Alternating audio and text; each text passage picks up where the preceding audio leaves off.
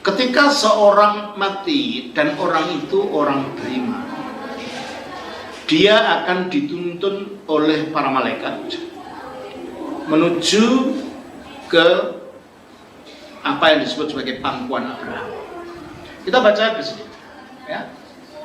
Di dalam jadi belum ada orang masuk surga sekarang ini, belum ada. Sebab untuk masuk surga itu harus dengan tubuhnya sesudah hari kebangkitan, dan seperti yang saudara katakan tadi, sesudah hari penghakiman. Jadi nggak ada orang sekarang masuk surga itu belum ada. Makanya dikatakan di dalam Yohanes pasal 5 ayat yang ke-28 29 dikatakan demikian. Pasal 5 ayatnya 28-29 dikatakan begini. Janganlah kamu heran akan hal itu, sebab saatnya akan tiba bahwa semua orang yang di dalam kuburan akan mendengar suaranya, maksudnya suara Kristus ketika datang bersama dengan para malaikat. Dan mereka yang telah berbuat baik akan keluar dan bangkit untuk hidup yang kekal, itulah surga. Ya. Tetapi mereka yang telah berbuat jahat akan bangkit untuk dihukum. Jadi kalau begitu surga dan neraka itu baru terjadi setelah hari berbangkit, bukan pada saat ini. Dan itu juga dikatakan di dalam Daniel pasal yang ke-12, kita baca demikian. Daniel pasal 12 ayat 2 dan 3 dikatakan demikian oleh kitab suci. Dan banyak dari antara orang-orang yang telah tidur di dalam debu tanah, maksudnya orang mati ya, akan bangun. Sebagian untuk mendapat hidup yang kekal, itulah yang disebut surga. Sebagian untuk mengalami kehinaan dan kengerian yang kekal, itulah neraka. Jadi kalau begitu menurut data kitab suci, kebangkitan untuk masuk surga atau kebangkitan untuk masuk neraka itu terjadi setelah hari penghakiman. Berarti surga itu juga beserta tubuhnya yang bangkit, neraka itu juga beserta tubuhnya yang bangkit. Bukan hanya roh saja, roh telanjang tanpa tubuh, enggak. Makanya dalam keadaan sekarang, orang yang mati sekarang ini itu dikatakan sebagai orang yang telanjang tanpa baju. Bajunya tubuhnya ini. Kita baca di dalam 2 Korintus pasal 5. Ya. Di dalam 2 Korintus pasal 5, Petrus mengatakan begini. Paulus mengatakan begini. Di dalam dikatakan begini. Dalam pasal 5 ayat 2 mulai ayat 1 lah. Karena kami tahu bahwa jika kemah tempat kediaman kita yang di bumi ini dibongkar, yaitu waktu kita mati, Allah telah menyediakan suatu tempat kediaman di surga yang bagi kita, suatu tempat kediaman yang kekal yang tidak dibuat oleh tangan manusia. Ya. Selama kita di dalam kemah ini kemahnya roh ini, kita mengeluh karena kita rindu mengenakan tempat kediaman surgawi di atas tempat kediaman kita yang sekarang ini. Sebab dengan demikian kita berpakaian dan tidak kedapatan telanjang. Roh tanpa tubuh adalah roh yang telanjang. Dan dikatakan bahwa Paulus ingin supaya kita tidak telanjang. Sebab selama masih diam dalam kemah ini, kita mengeluh oleh beratnya tekanan. Jadi hidup dalam fisik ini memang banyak sulit, banyak keluhan ya. Karena kita mau mengenakan pakaian yang baru itu tanpa meninggalkan yang lama, supaya yang fana ini itu ditelan oleh yang tubuh yang lama ini ya. Nanti akan diberi kuasa baru, energi ilahi dari surga, sehingga tubuh ini menjadi tubuh yang mulia sebagai pakaian yang baru, sehingga energi yang akan dimasukkan pada kita ini menelan kefanaan dari tubuh ini, sehingga tubuh ini menjadi tubuh yang kekal. Sebagaimana dikatakan dalam 1 Korintus pasal 15 ayat 51 ya. Kita baca demikian. 1 Korintus pasal yang ke-15 ayat yang ke-51 dikatakan begini.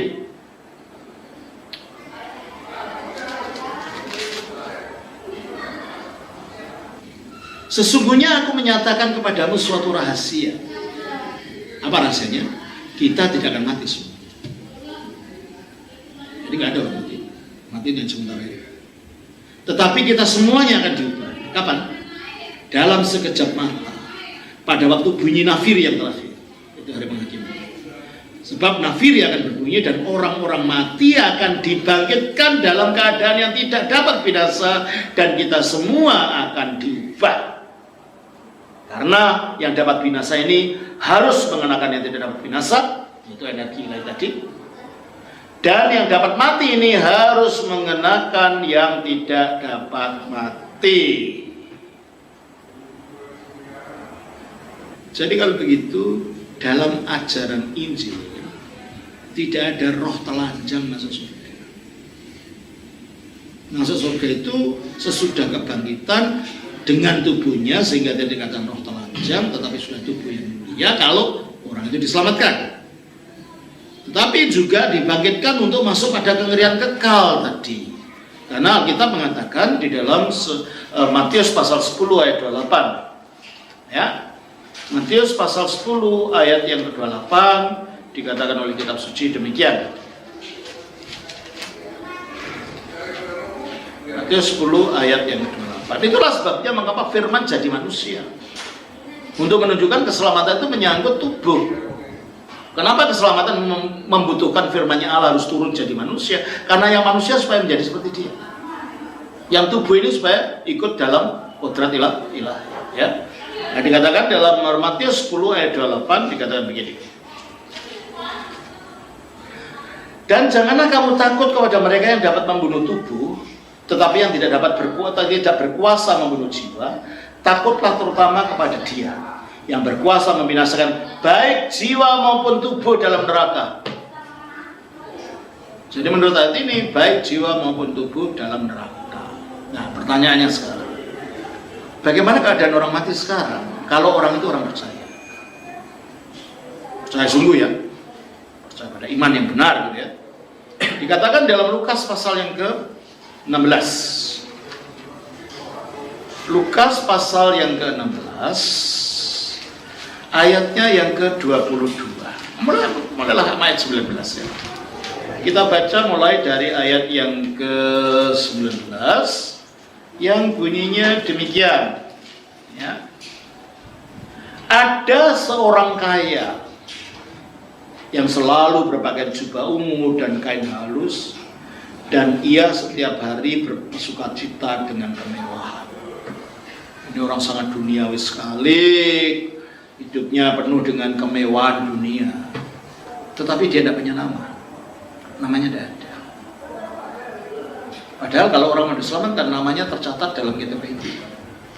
Berarti orang ini namanya tidak tercatat dalam kehidupan.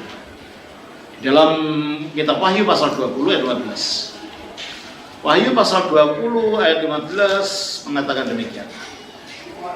Wahyu 20 ayatnya yang ke-15. Dikatakan oleh kitab suci begini. Dan setiap orang yang tidak diketemukan namanya tertulis di dalam kitab kehidupan itu, ia dilemparkan ke dalam lautan api itu. Jadi orang yang namanya tidak tercatat dalam kitab kehidupan keluar dari keselamatan, masuk ke dalam lautan api, masuk dalam neraka.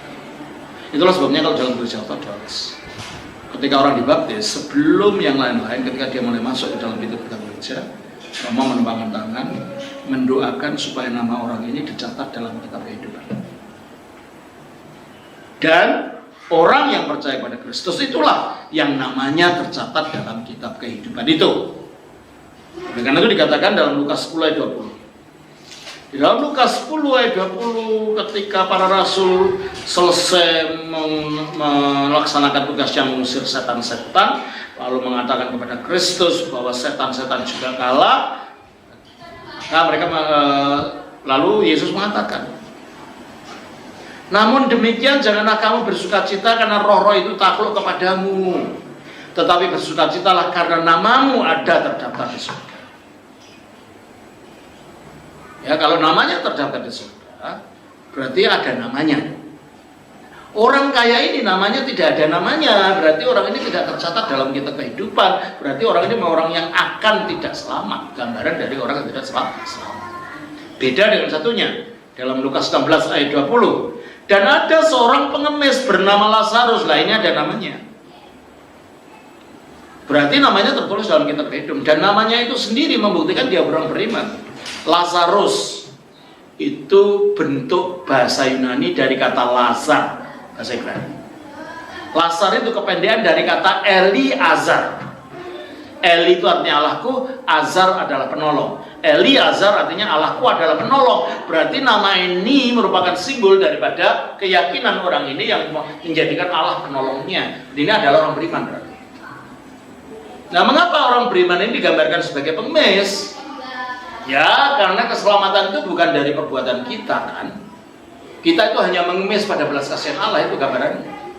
Kita itu hanya menerima kasih karunia Allah, maka digambarkan sebagai pengemis, seorang peminta yang tidak punya apa-apa di hadapan Allah. Maka gambarnya adalah pengemis. Dan ada seorang pengemis bernama Lazarus, badannya penuh dengan borok, berbaring dekat pintu rumah orang kaya itu. Ya, orang beriman itu banyak ceritanya, menggambarkan seperti borok, banyak cobaan, berbaring di pintu rumah orang kaya itu, ya dekat sih, bersinggungan sih dengan orang-orang duniawi yang tidak selamat itu, ya. Dan ingin menghilangkan laparnya dengan apa yang jatuh dari meja orang kaya itu, malahan anjing-anjing datang dan menjilat boroknya. Dalam hubungannya dengan orang duniawi, orang beriman itu tidak ada kaitannya, sehingga seolah-olah dia dihinakan, seperti boroknya dijilati anjing dan dimakan, gitu, kayak dihinakan. Tapi apa yang terjadi? Kemudian matilah orang miskin itu, lalu dibawa oleh malaikat-malaikat ke pangkuan Abraham. Jadi pada waktu seorang beriman itu mati, ketika rohnya mau keluar dari tubuhnya, di situ sudah ada yang nunggu. Yang nunggu apa? Sekumpulan malaikat kudus ini untuk melihat roh yang mau keluar dari tubuh ini roh yang bagaimana. Kalau roh itu memancarkan kesucian, bau kesucian, maka akan dirangkul, ayo aku antar engkau ke pangkuan Abraham. Sebaliknya, kalau itu roh orang tidak beriman, digambarkan di dalam Lukas pasal yang ke-12, ya. Lukas pasal 12 ayatnya yang ke-19. Ini mengenai orang kaya yang kekayaannya berlimpah-limpah tapi tidak peduli untuk orang lain.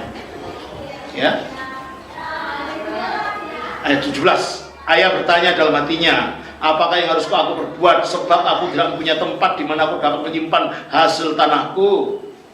Lalu katanya, inilah yang akan aku berbuat. Aku akan merombak lumbung-lumbungku, dan aku akan mendirikan yang lebih besar, dan aku akan menyimpan dalamnya segala gandum dan barang-barang. Orang ini adalah orang yang mempunyai kekayaan tetapi hanya mementingkan dirinya sendiri. Yang penting dia punya kekayaan, makin ditumpuk-tumpuk kekayaannya. Dan apa yang katanya? Sesudah itu aku akan berkata kepada jiwaku, jiwaku, ada banyak padamu barang tertimbun untuk bertahun-tahun lamanya. Beristirahatlah, makanlah, minumlah, dan bersenang-senanglah. Apa kesalahan orang ini? Kesalahan orang itu menyamakan kebutuhan jiwa dengan kebutuhan tubuh. Jiwa tidak butuh barang, jiwa tidak butuh istirahat, makan dan minum yang sampai bertahun-tahun, itu butuhnya tubuh. Nah, orang ini mengatakan pada jiwanya ini, butuhnya jiwa apa? Kasih karunia Allah. Butuhnya jiwa apa? Iman. Butuhnya jiwa apa? Ketaatan. Butuhnya jiwa apa? Kekudusan. Butuhnya jiwa apa? Sakramen. Butuhnya jiwa apa? Firman Tuhan. Butuhnya jiwa apa? Doa. Itu butuhnya jiwa. Bukan makanan minuman yang disimpan dalam gudang. Berarti orang ini total duniawi. Orang ini tidak peduli sama sekali dengan rohnya. Sehingga orang ini, makanya ini model orang yang tidak ada namanya tadi. Ini orang yang tidak akan selamat, orang yang namanya tidak tertulis dalam kitab kehidupan. Nah, bagaimana kalau orang ini mati? Orang yang begini ini mati. Dikatakan dalam ayat selanjutnya, pasal 16, tetapi firman Allah kepadanya, Hai engkau orang bodoh, itu bodoh lah. Orang yang tahun-tahunnya yang dunia ini saja tidak pernah memikirkan tentang rohnya, padahal hidup roh itu yang lebih panjang daripada hidup tubuh ini. Orang yang hanya memikirkan kebutuhan dunia ini saja orang bodoh, nggak tahu bahwa ada yang lebih penting daripada hidup ini. Kita bukanlah yang nampak dengan tubuh ini, kita adalah yang di dalamnya itu roh kita. Meskipun roh dan tubuh tidak bisa dipisahkan. Tetapi yang kalau kita mati yang tidak ada itu ya roh ini yang pergi keluar dari tubuh. Maka dikatakan di dalam Yakobus 2:26 dikatakan oleh kitab suci demikian. Yakobus pasal 2 ayat 26 dikatakan begini. Sebab seperti tubuh tanpa roh adalah mati. Jadi orang mati itu rohnya yang pergi. Berarti yang akan tetap ada itu roh itu, bukan tubuhnya. Ya. Nah, ketika orang model duniawi ini mati, tetapi bermanalah duniawi ini memikirkan hanya masalah duniawi, dikatakan, hai engkau orang bodoh. Nah, banyak orang bodoh di dunia ini. Hanya berpikir masalah duniawi saja. Ya. Hai kamu orang bodoh. Pada malam ini juga jiwamu akan diambil daripadamu. Terjemahan ini kurang tepat. Kita baca dalam bahasa aslinya. Dalam bahasa aslinya berbunyi demikian juga. Lukas pasal 12 ayatnya yang ke-20. Bahasa aslinya bunyinya begini.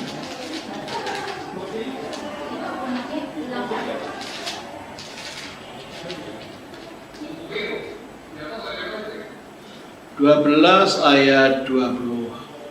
Ipe de aftohoteos. Maka Allah berkata kepadanya, Afron, hai orang bodoh, tafti tiniti, malam ini juga tin psikinsu, jiwamu apetusin, mereka akan menuntut aposu dari kamu. Apetusin itu artinya mereka akan menuntut. Dan mereka itu siapa yang menuntut jiwa orang ini tadi? Bukan Allah, kalau Allah kan bukan mereka, dia. Bukan malaikat, karena malaikat tugasnya bukan untuk menuntut siapa-siapa. Nah, siapa? Roh jahat. Jadi untuk orang yang hidupnya tidak peduli pada Allah, terlalu duniawi, hidup dalam dosa, mementingkan diri sendiri, pada waktu mati juga ada yang jemput. Tapi jemput untuk nuntut. Dan itulah roh jahat. Apalagi roh itu sudah keluar tubuh, mau menuju ke tempat Allah itu harus melewati angkasa yang tidak nampak, di mana di situ ada kerajaan angkasa. Emangnya didiamkan sama mereka tinggal di situ? Pasti tidak lah.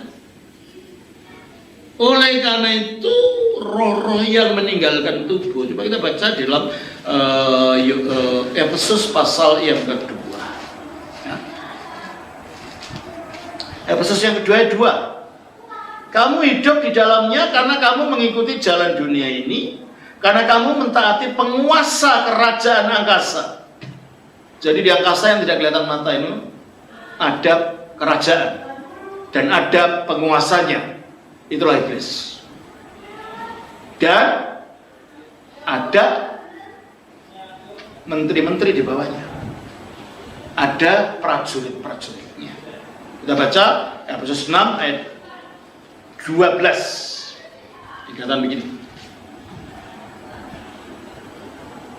Karena perjuangan kita bukanlah melawan darah dan daging, tetapi melawan pemerintah-pemerintah, melawan penguasa-penguasa, melawan penghulu-penghulu dunia yang gelap ini, melawan roh-roh jahat di udara.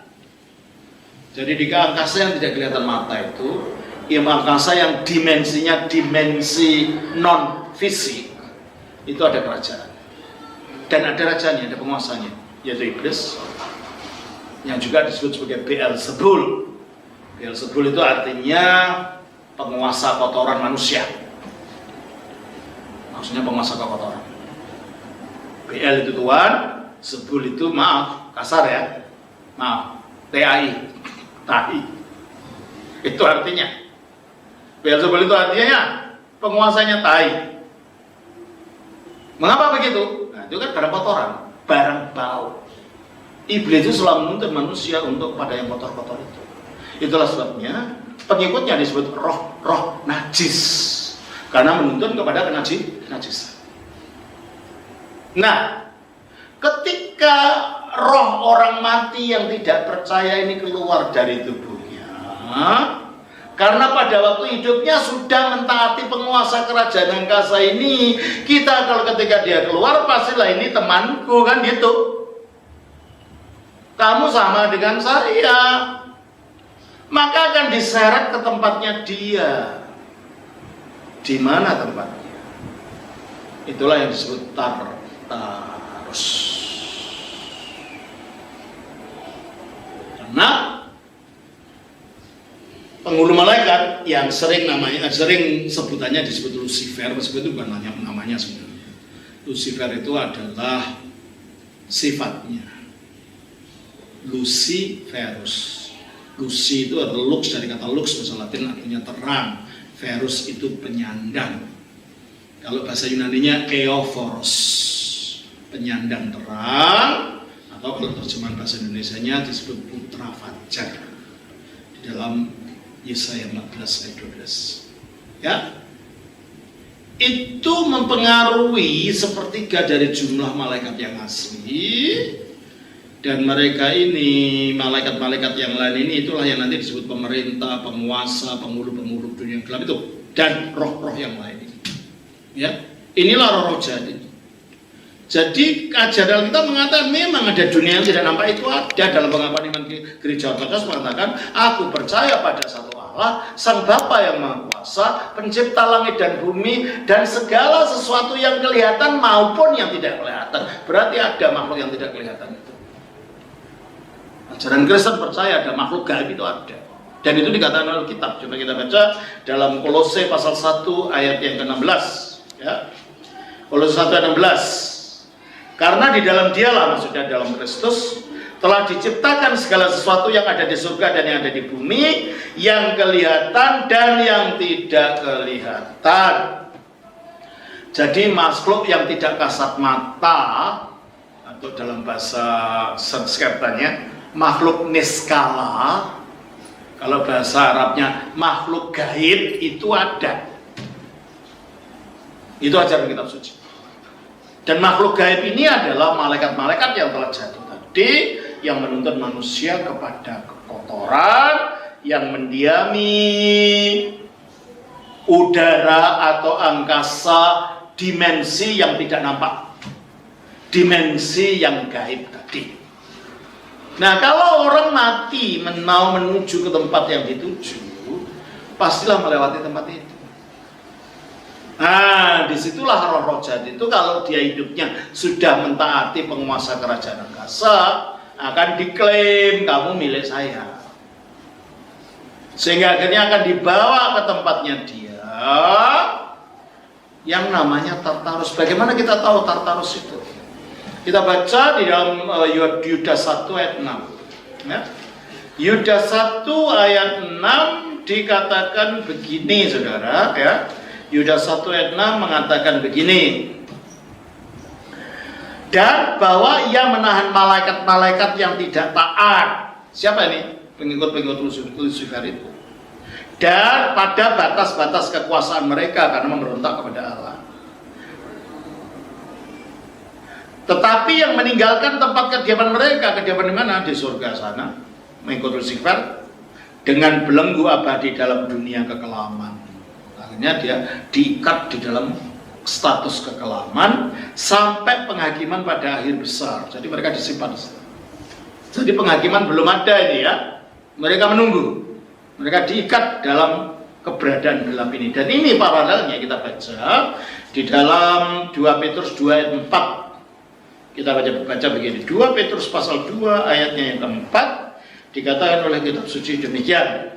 Sebab jikalau Allah tidak menyayangkan malaikat-malaikat yang berbuat dosa, kan? Tetapi melemparkan mereka ke dalam neraka. Bahasa asalnya bukan neraka. Tidak mungkin ini neraka. Kenapa? Karena selanjutnya, dan dengan demikian menyimpannya ke dalam gua-gua yang gelap untuk menyimpan mereka sampai hari penghakiman. Belum hari penghakiman kok sudah masuk neraka, berarti ini bukan neraka dong. Kan neraka itu kalau sudah hari penghakiman. Orang ini, malaikat yang jatuh ini disimpan di tempat gelap ini sampai hari penghakiman. Berarti ke tempat gelap ini bukan neraka, terjemahnya keliru. Kita baca dalam bahasa aslinya begini. Di dalam 2 Petrus pasal 2 ayat 4 kita baca demikian. 2 Petrus 2 ayat 4 dikatakan begini. Igar. Tetapi jikalau Otheos Allah Angelon amartisanton ayat 1. Jikalau Allah tidak menyayangkan malaikat-malaikat yang berdosa, Alasires zopon tartarosas taredokan, dan menyerahkan mereka kepada Tartarosas. Kalau bahasa Yunaninya neraka itu kolasi. Ini Tartarosas. Tartarosas itu bukan neraka. Ya Tartarus, tempat penantian, laksana neraka, tapi belum neraka. Sebab makhluk-makhluk ini baru di sana disimpan untuk menunggu hari penghakiman. Berarti belum ada penghakiman, belum ada orang masuk neraka. Berarti kalau gitu penyimpanan tempat di mana malaikat-malaikat yang jatuh itu sekarang ada adalah di Tartarus. Nah, di mana tempatnya? Kita nggak tahu, itu alam gaib. Kalau alam gaib itu kan beda. Di mana manusia itu pohon besar, ternyata bagi mereka itu istana, gitu kan? Kalau alam gaib kan gitu. Jadi kita tidak bisa menyamakan, menunjuk tempatnya di sini di bawah bumi, tidak tahu. Tapi ada alam itu, ya, alam itu. Nah, jika roh-roh jahat ini yang akan masuk penghakiman nanti itu sekarang disimpan pada Tartarus. Padahal orang-orang yang tidak selamat itu nanti tinggalnya kalau sudah penghakiman masuk neraka bersama mereka, bersama iblis dan roh jahatnya. Maka sekarang kalau mereka berada dalam cengkraman mereka, ya masuknya ke tempat yang sama di mana roh jahat ada, ya ke dalam Tartarus itu. Coba kita baca di dalam Matius pasal yang ke-25 ayat 41. Matius 25 ayat 41 dikatakan mengenai nanti sesudah penghakiman dia, ya. Dikatakan, dan ia akan berkata juga kepada mereka yang di sebelah kirinya, nyala dari hadapanku, hai kamu orang-orang terkutuk, nyala ke dalam api yang kekal,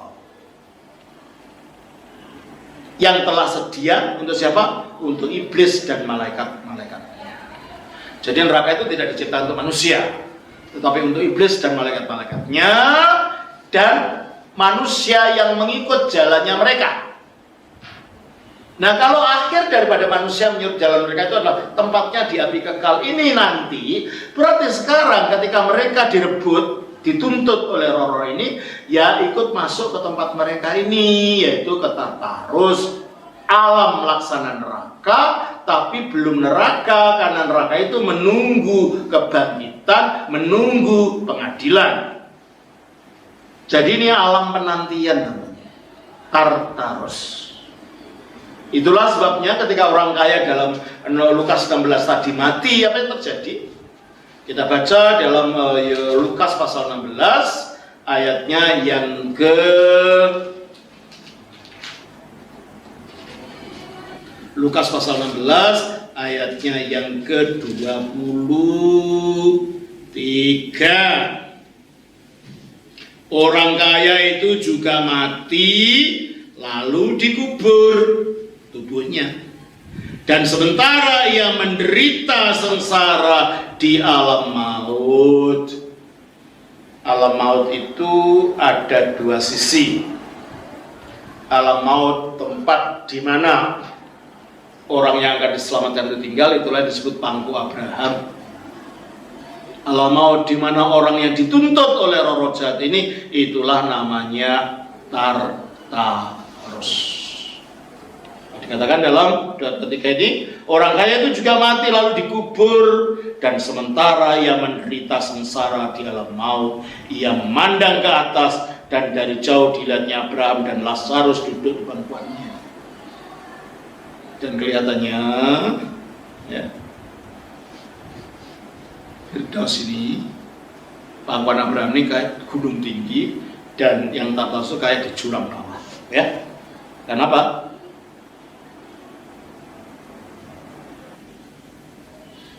Orang kaya itu juga mati lalu dikubur, dan sementara dia menderita sengsara di alam maut itu, ia memandang ke atas, dan dari jauh dilihat Abraham dan Lazarus duduk di pangkuannya. Berarti tempatnya di atas.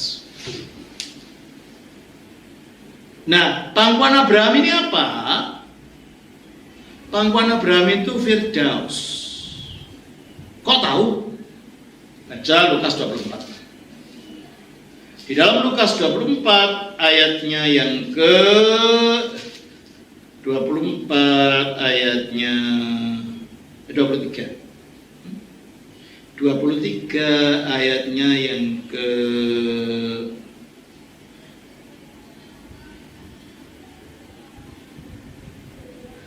39 sampai 43.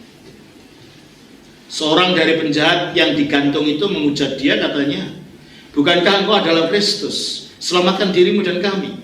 Tetapi yang seorang menegur dia, katanya, tidakkah engkau takut juga tidak kepada Allah? Sedang engkau menerima hukuman yang sama. Kita memang selayaknya dihukum sebab kita menerima balasan yang setimpal dengan perbuatan kita. Tetapi orang ini tidak berbuat sesuatu yang salah. Lalu ia berkata, Yesus, ingatlah akan aku apabila engkau datang sebagai raja. Kata Yesus padanya, aku berkata kepadamu, sesungguhnya hari ini juga engkau akan ada bersama-sama dengan aku di dalam Firdaus. Orang ini kan langsung mati, bukan belum bangkit kan, dan mungkin masuk surga. Tapi kata Yesus, hari ini juga engkau bersamaku dalam Firdaus. Jadi tempat orang yang mati langsung, kalau orang ini diselamatkan, tempatnya di Firdaus ini. Jadi pangkuan Abraham itu ya Firdaus itu, gitu loh. Oleh karena itu orang hidup bisa pergi ke Firdaus ini. Contohnya Paulus, dia pernah mengalami masuk ke dalam Firdaus ini. Kalau masuk ke dalam surga belum ada orang bisa masuk itu. Karena itu harus disertai dengan kebangkitan. Kita baca 2 Korintus pasal 12. Di dalam 2 Korintus pasal yang ke-12 dikatakan begini. Dikatakan begini. Aku tahu tentang seorang Kristen, padahal itu dirinya sendiri sebenarnya. Hanya dia merendahkan hati, merendahkan diri. 14 tahun yang lampau, entah di dalam tubuh, aku tidak tahu, entah di luar tubuh, aku tidak tahu. Karena pengalaman rohani ya. Dan entah dengan tubuhnya atau hanya rohnya saja, dia tidak tahu. Aku, Allah yang mengetahuinya, orang itu tiba-tiba diangkat ke tingkat yang ketiga dari langit sebenarnya, Uranus. Bukan berarti surga itu ada tingkatannya gitu, bukan. Ini maksudnya alam di luar ciptaannya. Langit yang pertama adalah di mana atmosfer ada, di mana burung-burung, bintang-bintang itu. Yang pertama ya, di mana langit yang dekat dengan kita. Yang kedua adalah antariksa yang luas. Itu adalah langit yang kedua. Yang ketiga adalah langit di luar langit ini gitu.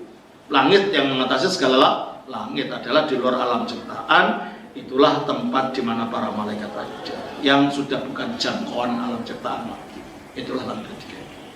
Nah, disitulah Paulus lahir. Ya, dikatakan,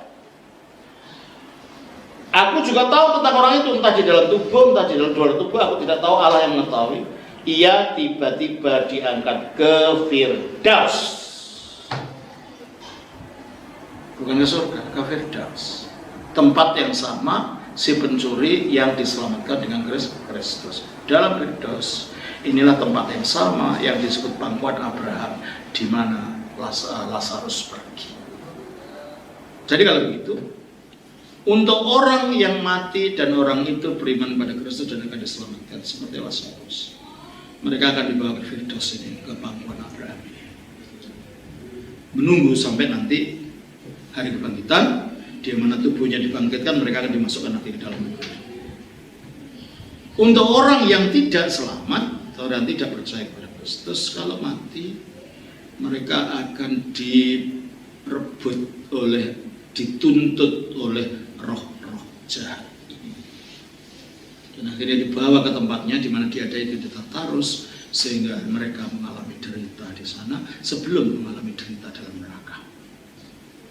Nah, jadi Pak, kalau pertanyaan Pak Pahan tadi dikatakan, apabila kita meninggal sekarang roh kita berada di mana? Kitanya ini siapa? Orang yang percaya atau tidak? Kalau orang percaya di Firdaus, kalau orang tidak percaya di Tartarus. Jika roh kita berada bersama Allah di surga, belum. Kita belum di surga, kita di Firdaus. Tapi Allah juga ada di situ, kan ada di mana-mana, ya kan? Bukankah pada hari penghakiman nanti semua yang mati dan hidup akan diadili untuk bersama-sama di surga? Makanya belum. Sekarang belum ada orang di surga. Jikalau seperti itu, maka bisa saja orang terdahulu mati dan masuk surga ketika hari penghakiman dinyatakan dosanya sangat besar dan harus masuk neraka. Tidak begitu, Pak. Jadi, ya mungkin karena pada umumnya ajaran Protestan tidak mengajarkan tentang apa yang disebut alam penantian ini. Ya pokoknya udah bersama Kristus gitu aja. Tidak ada penjelasannya yang rinci gimana keadaannya. Padahal ada dalam kitab, dan Ortodoks menjawabnya dengan rinci.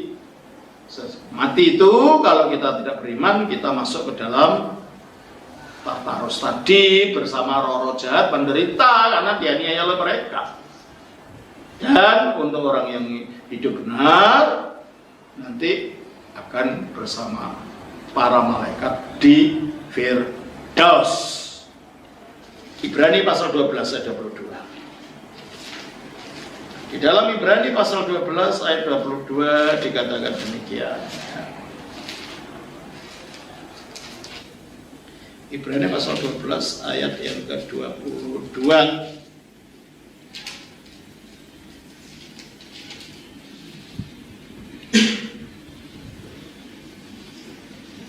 Tetapi kamu, maksudnya kita orang yang percaya, sudah datang, bukan akan datang. Sekarang sudah, statusnya sudah. Kemana? Ke Bukit Sion, ke kota Allah yang hidup, ke Yerusalem surgawi. Itulah Firdaus tadi. Dan kepada beribu-ribu malaikat, ya tentunya di situ ada malaikat. Suatu kumpulan yang meriah. Dan kepada jemaat anak-anak sulung ada gereja di sini. Siapa itu? Orang-orang beriman yang meninggal itu membentuk persekutuan gereja, membentuk jemaat untuk menyembah Allah, ya. Makanya ada gereja yang tidak nampak, atau gereja yang menang. Itu yang di surga sana. Jadi gereja itu bukan aliran, ya, bukan denominasi. Sebab kalau denominasi tidak mungkin orang bisa membuat denominasi di sana. Gereja adalah tubuh Kristus yang dibangun Kristus di atas dasar para rasul, bukan yang kita buat zaman sekarang, enggak. Sebab kalau kita buat zaman sekarang tidak ada kaitannya dengan gereja di surga itu. Sebagaimana Kristus itu tubuhnya itu mempunyai dua kodrat dalam satu pribadi, yaitu kodrat ilahi dan kodrat manusiawi. Gereja sebagai tubuhnya punya kodrat yang sama, punya kodrat ilahi yang sekarang di surga itu, yaitu di Firdaus itu, dan kodrat dunia, ya dunia di sini yang ada di dunia ini. Makanya Alkitab tidak pernah mengajarkan tentang denominasi. Alkitab mengajarkan gereja yang satu yang didirikan para rasul. Ya, dikatakan selanjutnya, suatu dan kepada jemaat anak-anak sulung yang namanya terdaftar di surga, dan kepada Allah, tentunya Allah hadir juga di situ, yang menghakimi semua orang, dan kepada roh orang-orang benar yang telah menjadi sempurna. Siapa ini? Orang-orang kudus. Jadi di surga, di Firdaus itu ada malaikat-malaikat, ada orang-orang kudus, ada orang-orang percaya yang akan diselamatkan, yang tidak sampai mencapai pengudusan jadi orang kudus. Itulah Firdaus itu. Jadi kalau begitu, jawabannya Bapak sudah jelas kalau gitu. Jikalau seperti itu, maka bisa saja orang terdahulu mati dan masuk surga. Ya karena belum ada orang masuk surga. Ya. Ketika hari penghakiman dinyatakan dosanya sangat besar dan harus masuk neraka, ya nggak bisa begitu. Yang akan masuk neraka sudah ada tempatnya, namanya Tartarus tadi. Ya Pak? Jadi saya kira demikianlah jawaban saya Pak Yakub Pak Paham. Kiranya ini berguna bagi Bapak.